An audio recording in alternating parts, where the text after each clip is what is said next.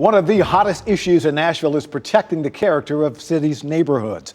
If you live in an area with short-term rental properties like Airbnbs, you know that the parties can be big and sometimes noisy, especially if the property owners are out-of-town investors. Yeah, so Metro Council recently passed legislation limiting that kind of absentee ownership in some of those neighborhoods. News 4's Nancy Amon shows us an example of what's happening.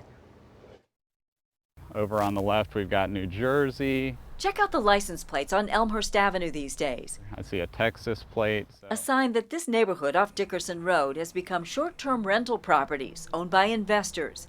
The trend has Omid Yamini concerned. Nashville is losing entire neighborhoods that had been affordable housing for Nashvillians. They built 8 brand new units, and there are 8 Airbnbs here now. Here's what this neighborhood used to look like, $87,000 homes, but they've been bulldozed, replaced by $500,000 short-term rental condos. These are not neighbors. They're neighbors for the weekend. Diane Bennett's house, the one on the right, it's the last single-family home on the block. She's lonely for real neighbors, not the dozens of people who stay a night or two. You don't know anybody because they come and go.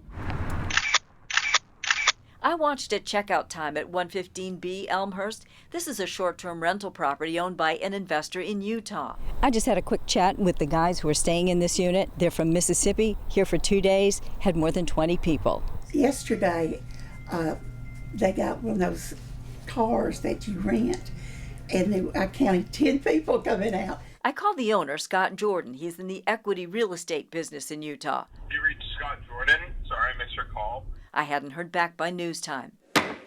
Metro Council recently passed legislation that makes it harder for investor owners to build short-term rental units, but the new rules don't take effect until 2022. Diane Bennett has her house up for sale. Nancy Amons, News 4.